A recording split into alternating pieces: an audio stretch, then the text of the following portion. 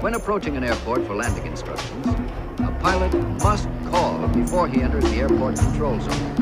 As a matter of fact, the initial call should be made at least 10 miles from the airport.